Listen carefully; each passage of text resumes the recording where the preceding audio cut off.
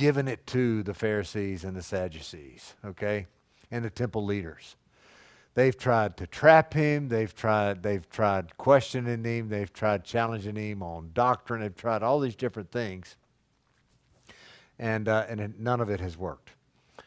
And then, oddly, especially in Luke's gospel, before we get to this place, one of the last temple scenes that Luke records for us is the treasury scene where the Pharisees are coming with their gift that really wasn't a gift.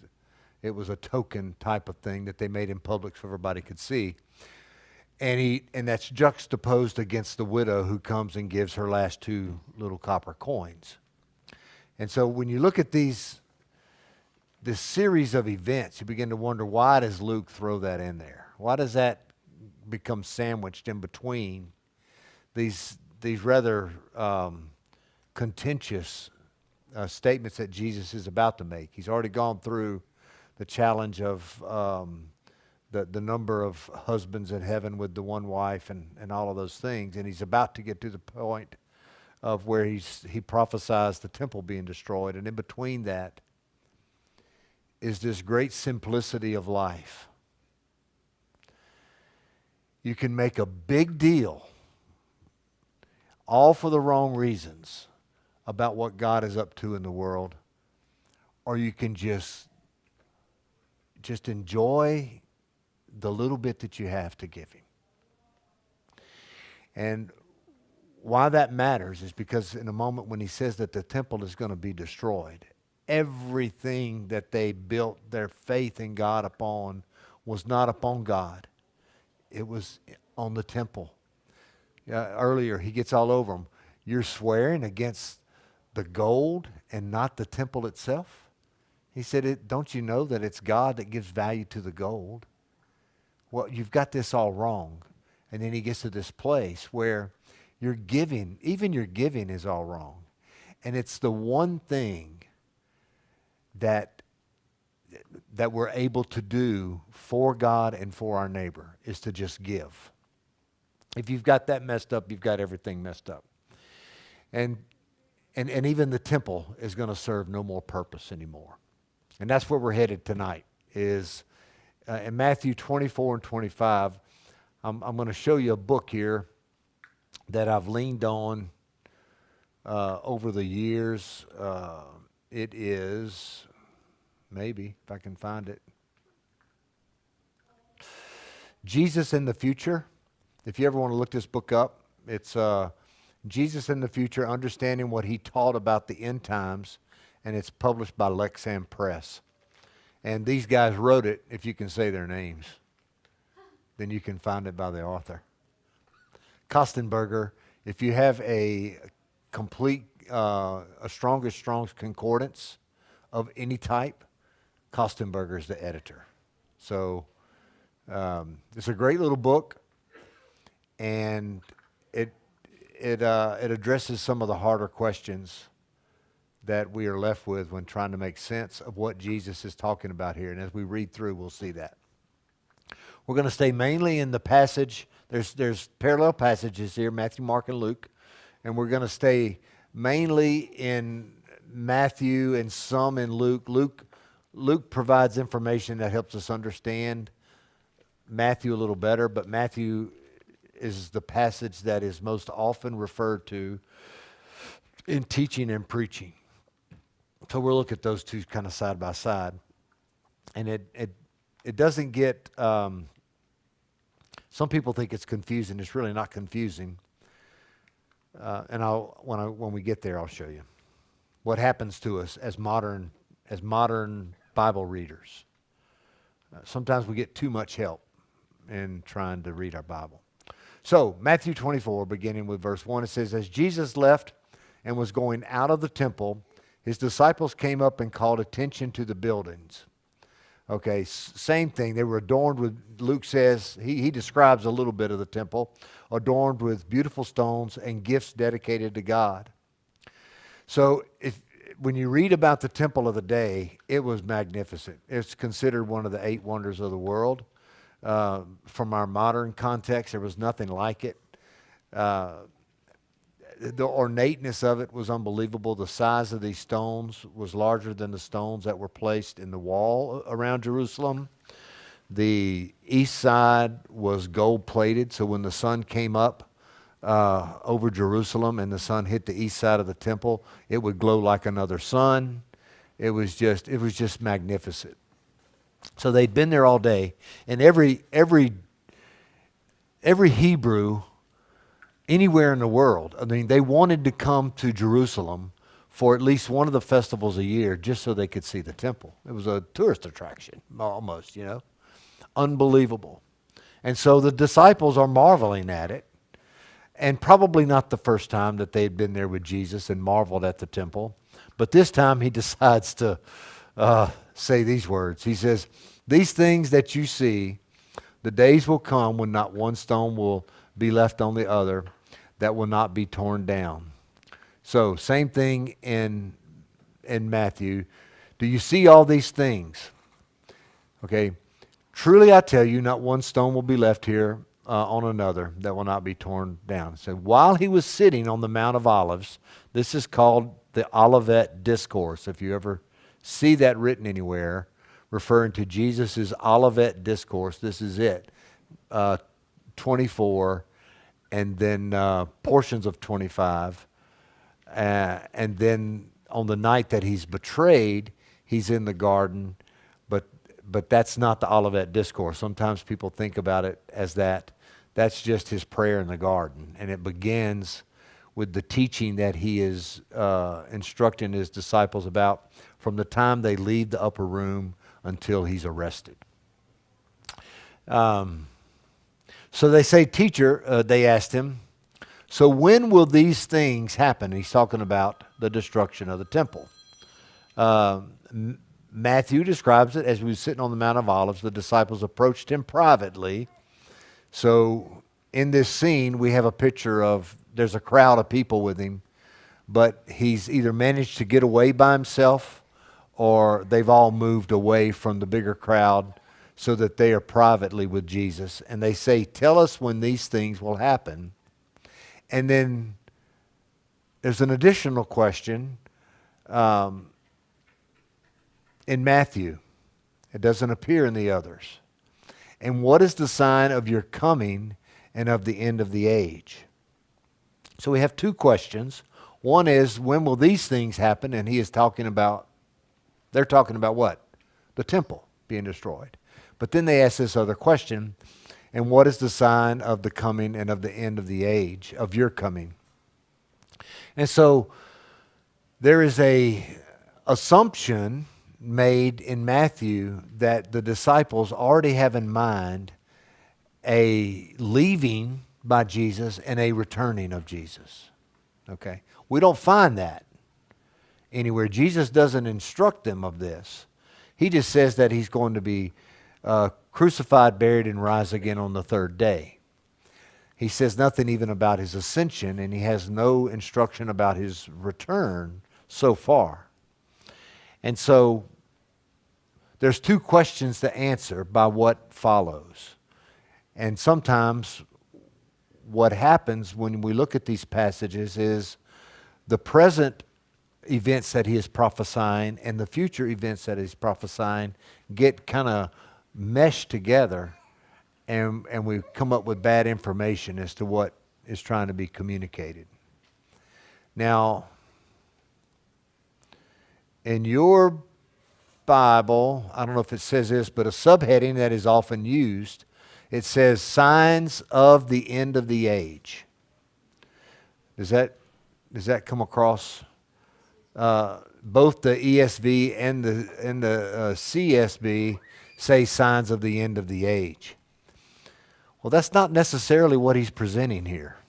In fact, he talks about more things that aren't going to be signs of the end of the age, rather than what are signs. So that helps us. But when we get these headings in the Bible that say signs of the end of the age, we begin to look at things. We naturally do it, and we'll see, because we do it all the time. What are the signs of the end of the age? How do we know the world's coming to an end? Red moon. He didn't talk about a red moon. Wars and rumors of wars must be the end.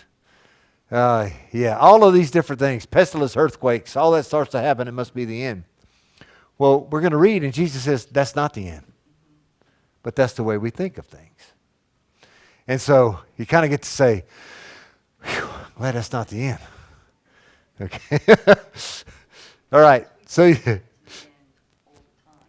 what's that? We've been expecting the end all the time. That's right. We've been in the last days all this time. All right. So he goes on. He says, watch out that you're not deceived, for many will come in my name saying, I am he, and the time is near. Don't follow them. So what is he saying?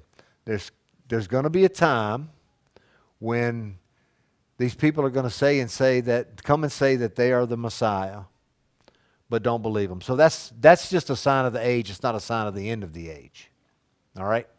So in this book that I referred to, it offers a little section on between 30 A.D. and 70 A.D., there was no less than 8 would-be messiahs that were written about.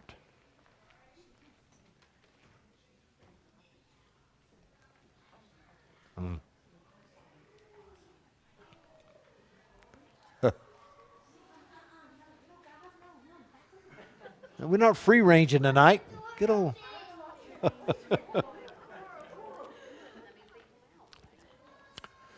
So I'm just gonna name them real quick. 36 A.D. This is how long after Jesus passed? No, after Jesus passed? 36 A.D. is when? That is when he passed. Okay, at the same time. At the same time that Jesus was alive, there was the unnamed Samaritan that was quite popular in Judea. Thaddeus, another one, 44 to 46 A.D. The unnamed impostors, that comes up in Josephus's Antiquities, 52 to 58 A.D. Other unnamed impostors, all of these people that he mentions here, the Egyptian, another unnamed impostor, leaders of the Jewish revolt were considered to be messianic figures, which ultimately got almost all of Jerusalem slaughtered. And then Vespasian, which may be the most famous that is written about, but he doesn't actually claim it for himself. He was named that by others. So there were a lot of them during the time that the Gospels were being written. And so Jesus was saying what? He says, they're going to come in my name saying I'm he, and that the time is near, meaning that these guys are going to come telling you that the end is near. He says, don't believe them. That's not a sign. Okay? They're just coming. It has nothing to do with the coming of the end of the age. He says that don't follow them. When you hear of wars and rebellions, don't be alarmed. Same thing over here. He says you're going to hear of wars and rumors of wars. See that you are not alarmed, because these things must take place, but the end is not yet. All right, so wars and rumors of wars. It's just a part of life. So we shouldn't become alarmed by it. Now, in the context of today, you can hear all kind of things about Jerusalem and Israel and what's going on with these wars in the Middle East. Well, Jesus was speaking of those wars. He wasn't talking about world wars. He was talking about wars that were going to affect the people to whom he was speaking. And so we get caught up in these ideas that these are signs and that this must happen before he comes. Jesus is saying these kind of things should not even alarm you. It's just a part of life. All right? But yet, we're so desperate to know more than we need to know. Does that make sense? We do this all the time with God. We want to be at least where he is in his knowledge of what's about to occur. And all he keeps saying is, just follow me. I'm ahead of you. I'm not going to let anything keep you from the day that I've promised you. That's the big thing.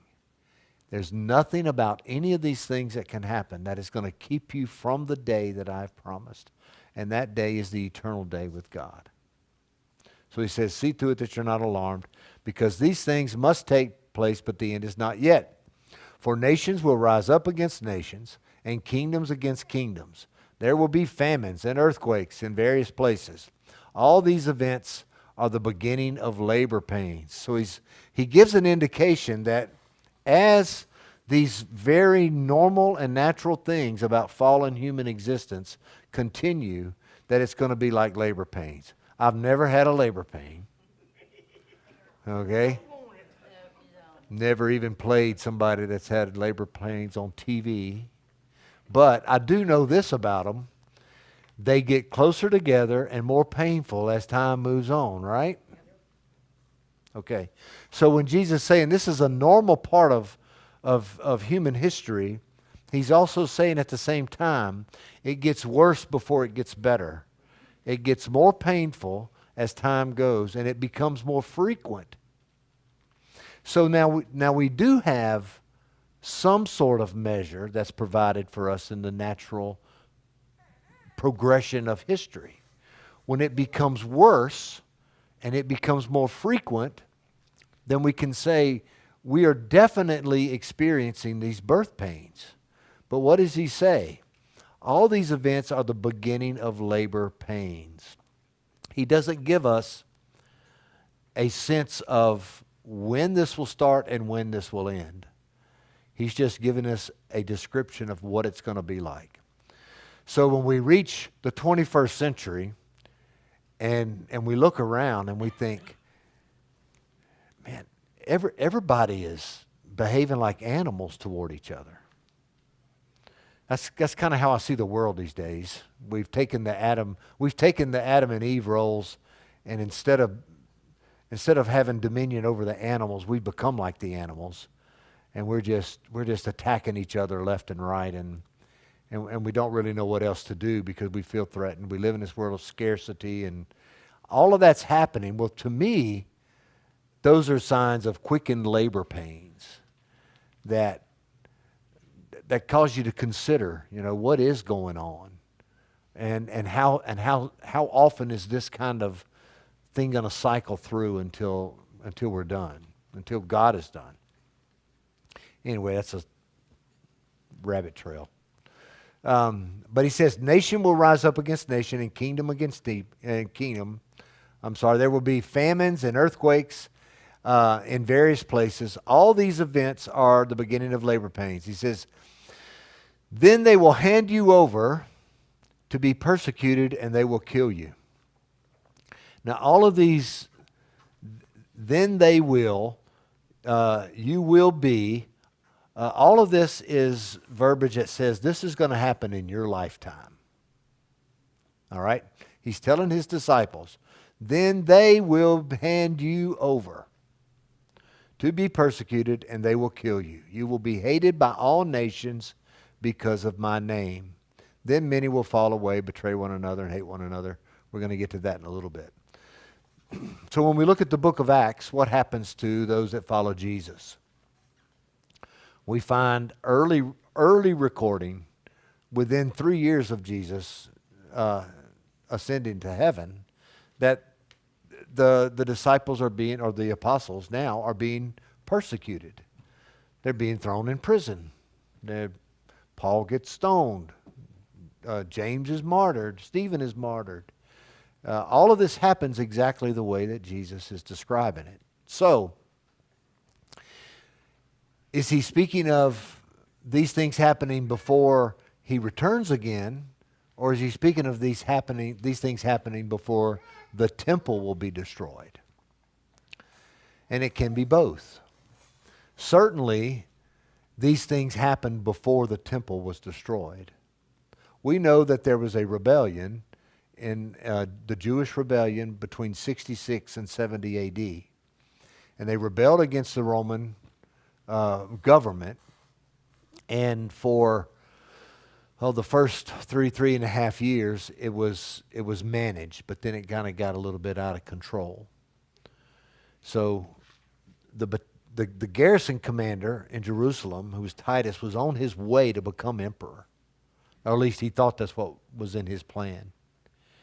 And he heard about the rebellion in Jerusalem. He turned around and went back, and that's in 70 A.D. All right, that's when the temple was totally destroyed. Not a stone left on top of another, and the murder and carnage that happened to the people there. Josephus writes that the blood in the streets was as high as the horses' bellies from people being slaughtered. Now, it's probably an exaggeration, but it was awful. Okay, so he's saying all of these things are going to happen as a prelude to the temple being destroyed. All right. Let's see. Where does I'm looking at Luke now. Luke adds, they will hand you over to the synagogues and prisons, and you will be brought before kings and governors because of my name. And then he goes on, this will give you an opportunity to bear witness. So in Luke's presentation of what Jesus is saying here, that all of this that is preemptive to the temple being destroyed, that is signs that the temple will be destroyed, is meant for another purpose. It's not just for a sign. These things that are going to happen with you, it's meant for your witness. So Luke doesn't allow us to waste this as some formula for predicting the future. Luke includes in this an opportunity to be a strong witness, to bear witness to everything that Jesus has taught them and given them in their life. Therefore, make up your minds not to prepare a defense ahead of time. We're going to go ahead with this witness statement before we get back to Matthew. Therefore, make up your minds not to prepare your defense ahead of time, for I give you such words and wisdom that none of your adversaries will be able to resist or contradict. So what is he saying? If now that you know this is coming, you don't need to spend a lot of time preparing. You don't need to spend a lot of time worrying, is kind of what he's saying here. These things are going to happen. You don't know when they're going to happen. You don't know who's going to bring it against you. You can count on it being in the synagogues, and that's where it actually happened most of the time. But don't worry, I'm going to give you words that no one can resist. It's almost like he was speaking of John and Peter when they were before the Sanhedrin, and they spoke, and all these wise guys were there, 70 of them in the council, and they make them leave, and they say, man, these guys, I don't know if we're going to be able to shut them up. Okay? Because they said everything right. Everything that they said were right. In fact, Gamaliel said, look, if this is of God, you're never going to stop it. But if it's of men, it'll be over. It'll be over tomorrow. Is basically what he said. And of course, it wasn't over tomorrow. It's still here. And so we don't worry about our opportunity to bear witness, even in the midst of what we believe today is persecution of some sort. Christ gives us what we need every time. And it will be words that others can't resist. Now that's comforting, because you could take somebody like me that prepares every week to say the right things, and you can wear yourself out trying to figure out the right words to say. Okay? And then a lot of times you just have to say, Lord, waiting on you. So, same thing here. I will give you such words and wisdom, and none of your adversaries will be able to resist or contradict. You will even be betrayed by parents, brothers, relatives, and friends. They will kill some of you. You'll be hated by everyone because of my name. So you hear all of that. Jesus has spoken already about this. Unless you hate your father, mother, brother, sister, you have no part of me. And this is what he's referring to. There's going to be hate, and the word when Jesus uses the word hatred, what does he mean? In their vocabulary, the person that you hated was the person that you loved last or loved least. They were the bottom of the totem pole, which is a terrible saying because the bottom of the totem pole is the most honored place. They're the top of the totem pole. Yeah, so that's what he's saying, and the same thing has happened here. You're gonna be faithful to me, and they're gonna want to kill you for it, even those that are closest to you. But not a hair on your head will be lost. There's some contradiction here. He's already said that some of you are going to be killed. And so what does he mean by not a hair on your head is going to be lost? And what most commentators settle on here is the same way that Jesus teaches earlier, that God knows every hair on your head. He has every hair numbered. He knows everything about you. That you're more important than the 2 sparrows that fall to the ground. So when he's talking about not a hair on your head will be lost, meaning that none of this will be in vain. God knows. God knows exactly and precisely what you mean to him because of your faithfulness to your witness. By your endurance, gain your lives, meaning by your endurance, by your steadfastness, meaning that you ran the good race, you fought the good fight. That's the way Paul describes this. You've endured to the end. Now, we get to, let's see. I want to see how if...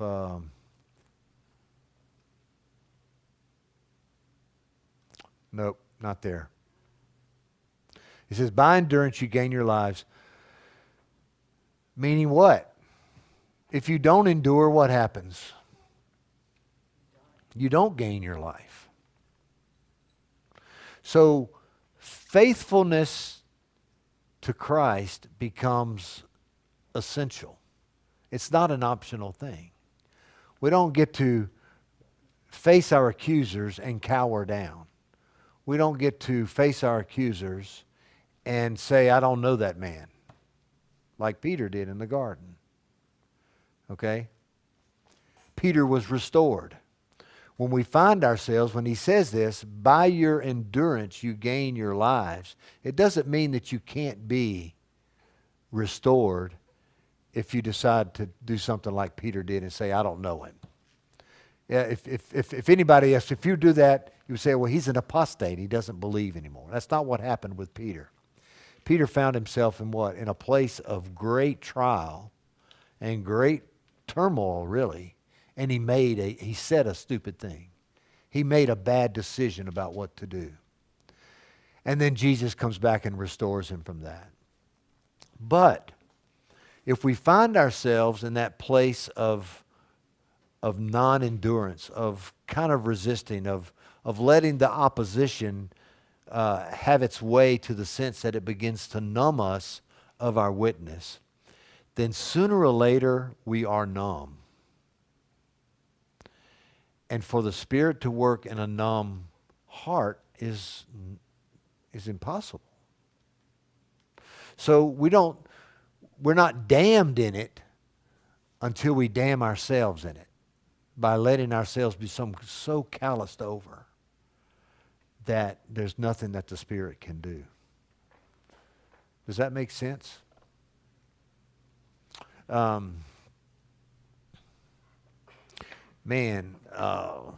Oswald Chambers just today or yesterday had something about this. I don't remember exactly what he said about it. So when you see Jerusalem surrounded by armies, then recognize that its desolation has come near. This is the tricky part. All right, we're going to back up and we're going to stop there, and we're going to back up and look at some more in Matthew. Okay, because this is what happened to Jerusalem. There was a siege that occurred. Before Rome destroyed Jerusalem, they sieged the city and nearly starved everybody to death. There was not a fighting force left there that could have done anything because they were weak from starvation. So when it says, when you see Jerusalem surrounded by armies, he is speaking of events leading up to the destruction of Jerusalem. It was sieged then, it was never under siege again.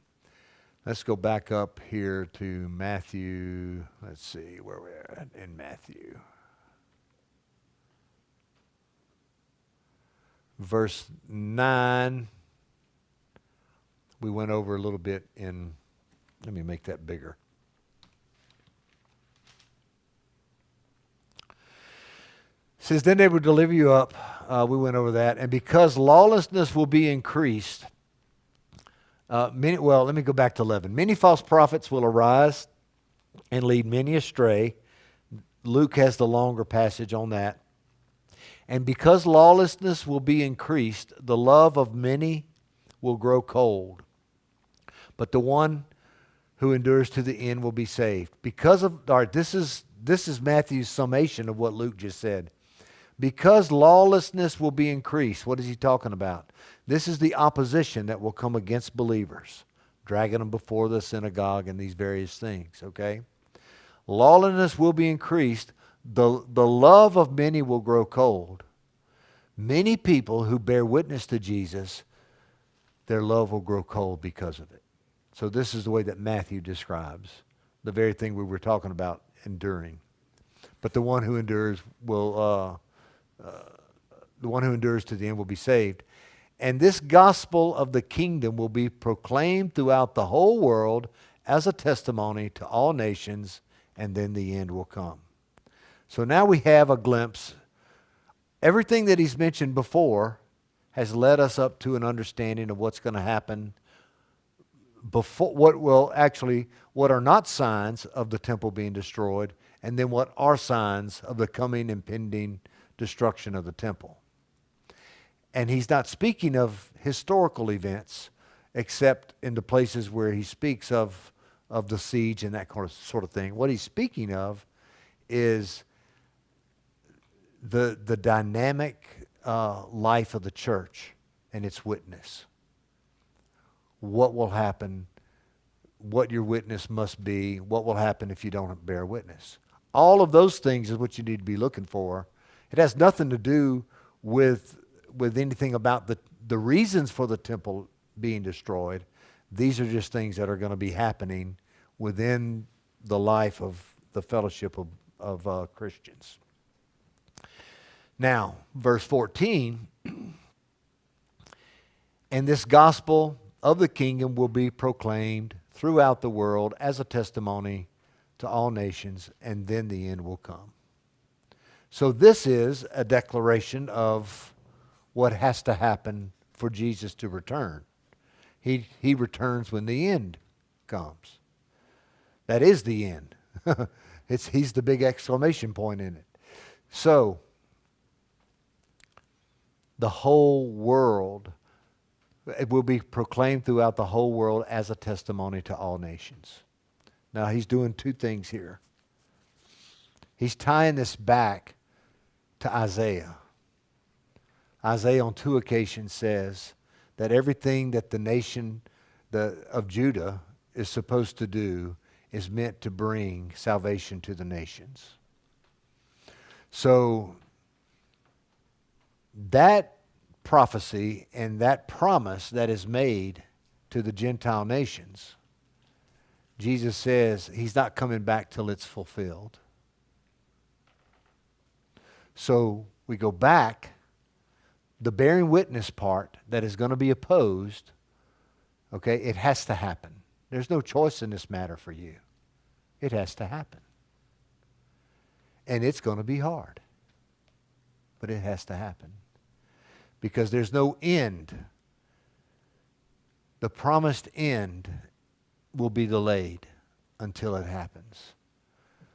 The gospel of the kingdom will be proclaimed throughout the whole world as a testimony to all nations, and then the end will come. So when somebody says to you, man, the end's near, you can tell them, no, it's not. I can honestly tell you, I know it's not the end. How can you say that? Because the gospel message is yet to be offered to the nations in the way that is required here. Okay? We're trying, but the resistance is strong. So we have to just face the resistance and stand up and bear witness anyway. Now, when we think about the nations, we think about everybody outside of America. Right? Can't be thinking about us. But we're quickly becoming one of the most non-Christian, unchurched nations in the world. Amen. So if Americans are, if anybody's waiting for the end or hoping for the end, we're in reverse. Yep. Moving away. And not just us. The European continent, the British Isles. You got to go south of the equator to see any kind of growth in Christianity at all, with the exception of South Korea and China, and to some extent the Indian Peninsula there. There's some things happening there, but north of the equator, that's it. So it's comforting to know that we have this. We have this one verse. Because everything else after this that's spoken, it really is hard to swallow. It's negative, and so. But this is in a sense is positive, because we do have the opportunity to proclaim throughout the whole world this testimony. Maybe our generation more than any other before us, and certainly the one that's next, okay, has a greater opportunity than we have. But what will stop that at all costs is the opposition that comes. And so the opposition will only become greater. So the birth pains become what? They become stronger and they become closer together. Okay? And it's what we have to expect. And in all likelihood should embrace. All right, any comments or questions about that?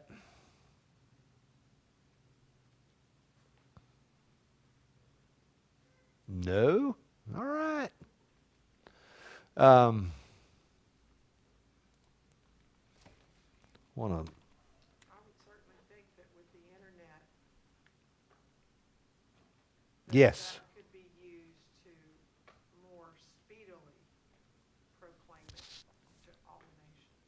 Yes. Because in Jesus' day, it was word of mouth only. That's right. Now, what does the internet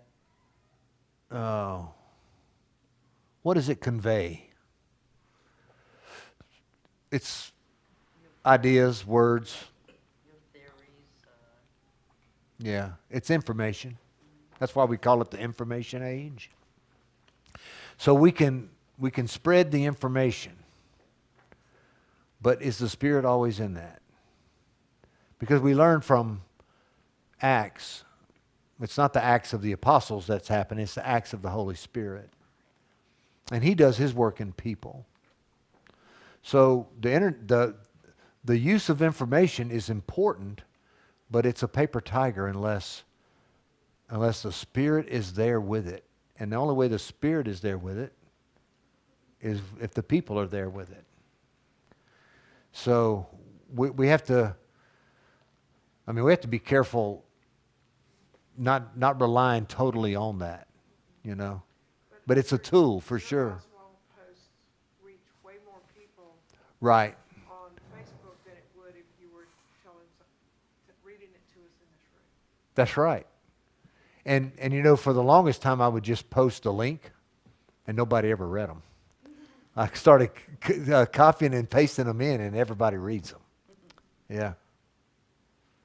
And that guy was on fire, buddy. I'm gonna sit down with him a long time in heaven if he'll put up with me. But I got anyway, So all of these things, they're going to happen. We don't need to get worked up about them. We just need to have our hearts prepared for Jesus to give us what we need to bear witness. And when we bear witness, the nations are going to know about him. And when everybody knows, he's coming back because he doesn't want to lose one. So, in a thumbnail sketch. So Luke, this is Luke. He says, when you see Jerusalem surrounded by armies, then recognize that its desolation has come near. Then those in Judea must flee to the mountains. Those inside the cities must leave it, and those who are in the country must not enter it, because there are days of vengeance to fulfill all things that are written. So, here we go. This is what he's saying. It's going to be bad when this siege occurs and when the city's destroyed. Woe to pregnant women or nursing mothers in those days, for there will be great distress in the land and wrath against the people, meaning that a woman pregnant or a woman nursing is going to have a hard time getting out of the way of what's coming. Okay? So, and what do we see that? That's the blossom of life. And that's what he's describing, is that life is, in any sense, the way that God appreciates, it's going to be over. And the innocence. Yes, and innocent. That's right. Let's see. They will be killed by the sword and led captive into all the nations, and Jerusalem will be trampled by the Gentiles until the time of the Gentiles are fulfilled. And most commentators view that to be as long as Judea and Galilee are occupied, okay, till the time of the Gentiles are fulfilled. You could run that right on up to 1948 when Israel was established as a nation. The time of the Gentiles was over, because it's everybody that's not a Jew is a Gentile. And so this, he says, they will be killed and led captive, and Jerusalem will be trampled by the Gentiles until the time that it's over or fulfilled. So this is going to happen. It's not going to be a good place. All right? And it's a wonderful, beautiful place. It holds all our history for our faith, or most all of our history, not all of it. But it's still under a sense of siege. And if you looked at this from a Jewish point of view, they were still in the exile anyway when this was happening, because the only tribes that had come back out of exile were Benjamin and Judah. The other tribes were lost to history. And part of the reason why their idea of a Messiah was so important to them, because they believed that when the earthly Messiah would come and establish his reign, that those 10 tribes would be reunited in the land and the exile would be over. So in a real sense, that exile did not end until they had the opportunity to return in 1948. But as we know, not all of them did, you know. So, all right. Let's look back. Well, let's stay here. Let's see.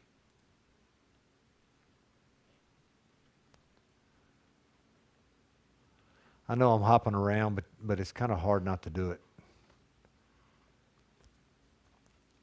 Here in Luke, let's see.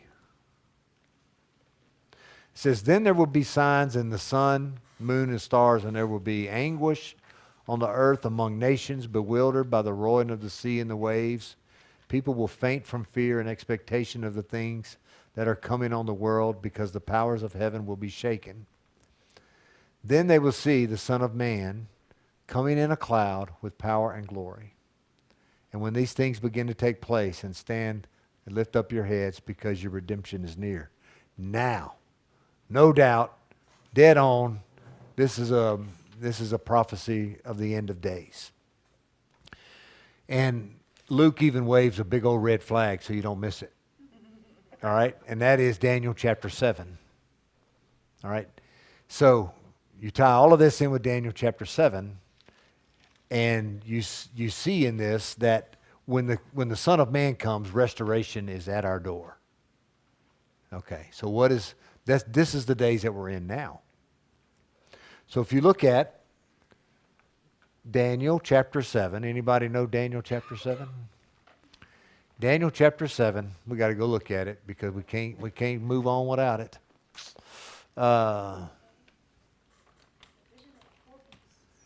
Yeah. So Belshazzar, king of Babylon. Daniel saw a dream in the visions of his head as he lay on the bed. There he wrote down the dream and told the sum of the matter. Daniel declared, I saw in my vision by night, and behold, the four winds of the heaven were stirring up the great sea. Does that just sound familiar? We just read that. Okay. The four great beasts came out of the sea, different from one another. The first was like a lion with eagle's heads. Then as I looked, its wings were plucked off, and it was lifted up from the ground and made to stand on 2 feet like a man. And the mind of man was given to it. And behold, another beast, a second one like a bear. It was raised up on one side. It had 3 ribs in its mouth between its teeth, and it was told, arise, devour much flesh. After that I looked, and behold, another like a leopard with 4 wings of a bird on its back.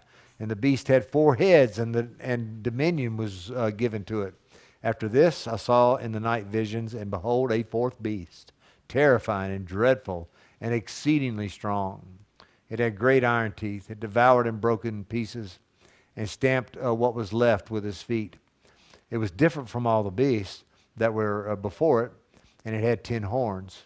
I considered the horns, and behold, there came up among them another horn, a little horn, before which 3 of the first horns were plucked up by the roots. And behold, in this horn were eyes, like the eyes of a man, and a mouth speaking great things.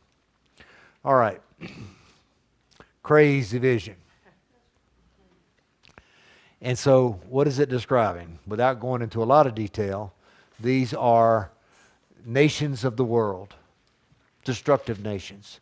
They're described as beasts. Okay? At the fall, all the animals saying kumbaya, got along with everybody. But after the fall, not that way. They begin to behave what we know to be like animals. Okay? Ripping each other apart. So this is what they represent. They represent nations that rip each other apart. All right? So they've lost their way. They're no longer the image bearers of God. They are the image bearers of their baser instincts.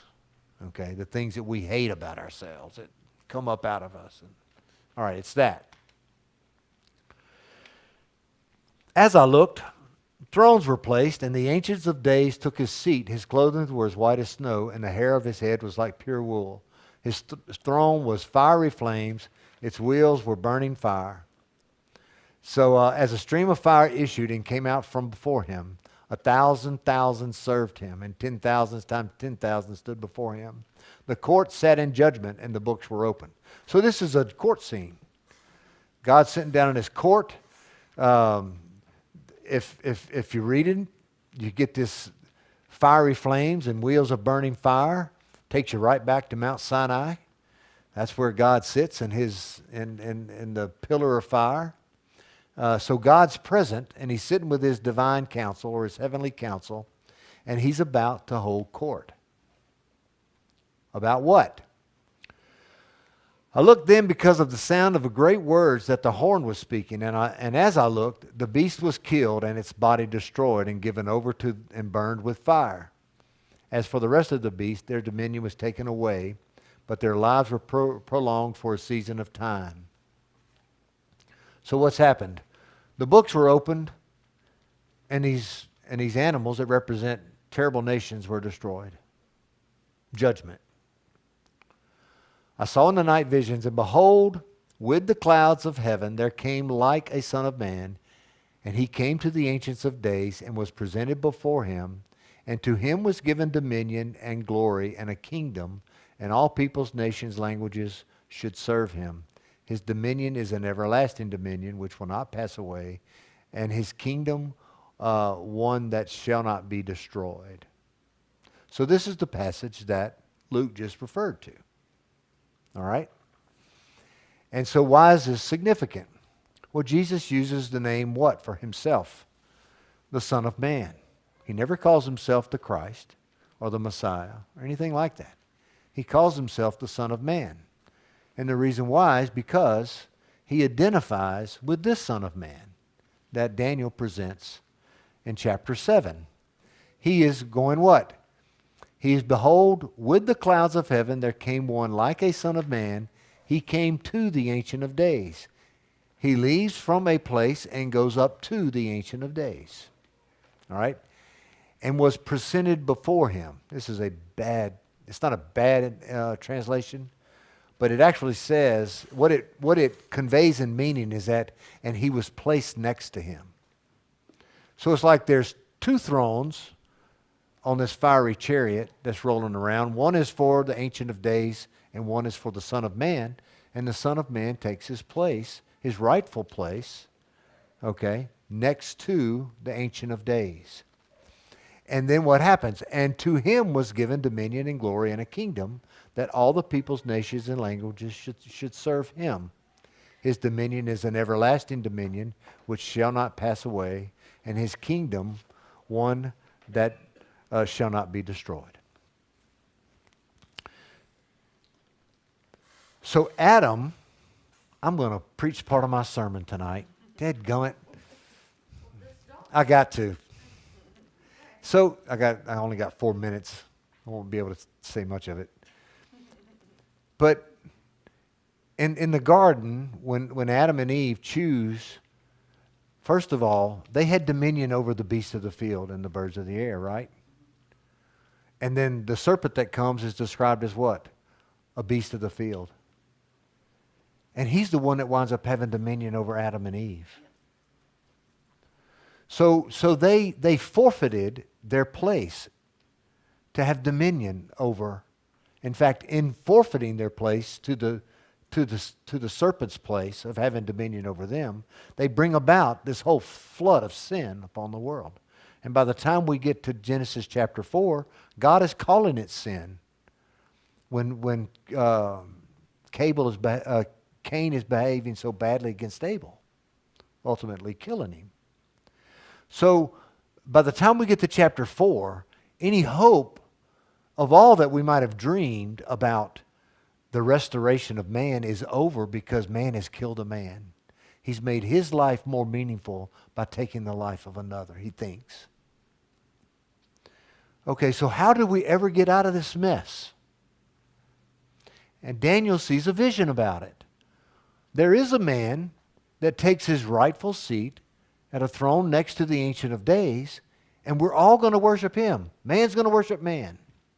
But what man? And Jesus is saying, this man, me, I'm the one. If you know anything, it's like he's saying this, if you know anything about your Bible, listen carefully. I hope you've been listening carefully. This is what I've come to do. I've come to restore humanity to its rightful place. I've come to be the new Adam. All the ways that we think of Jesus are wrapped up in this. I've come to share my inheritance. There's 4 or 5 others where we read and we think, that sounds like sentimental language, but for Jesus it's not. He has to go through death itself in order to establish again for himself the proper reign, but not as only the Son of God, but also as the Son of Man, as understood in Daniel. So, this idea that we don't need the Old Testament to understand the New Testament drives me crazy. You're missing the best part of the story. So this is, and he gives him dominion and glory and a kingdom, and all the peoples, nations, and languages should serve him. And his dominion is an everlasting dominion. In the garden, Adam and Eve had a dominion, but it wasn't an everlasting dominion. It didn't last but about that long. Yeah. Okay? So all of this language, when we really begin to read the Bible and begin to hyperlink back to various passages in Scripture using language that is repeated, it's not by accident. I mean, there's a huge vocabulary in the Hebrew language. And when they start repeating words, it's for a reason. So that's why word study, they're not perfect, but you can do a lot of word study and link a lot of this stuff together. And it'd be quite valuable to what you're studying. Okay, anything else about that? Because I am at the end of my time.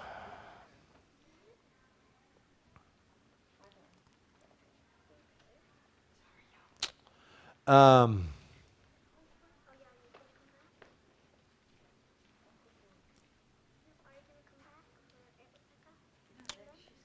oh, there was a section I missed here.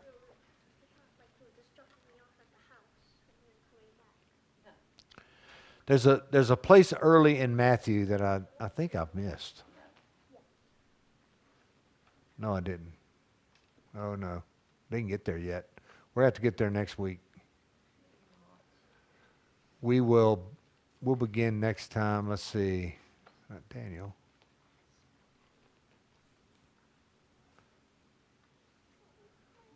That's Luke 21:29 is where we'll start next time, and then but Matthew.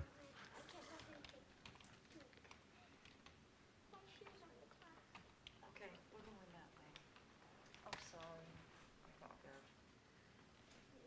See, Sunday.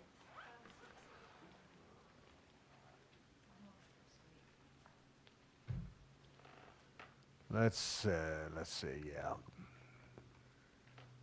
So in Matthew, we have to back up a little bit, and we'll do that next time when we'll begin at verse 15 with Matthew.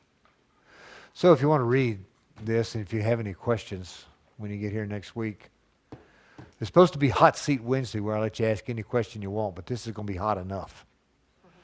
But we'll do Hot Seat Wednesday, but we'll finish this. So if you have any questions that you want to ask me next week, we're going to do that.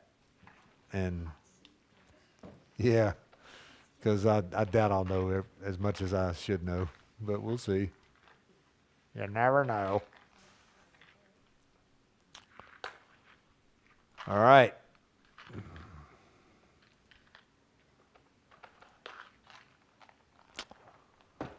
Well, that's all I got.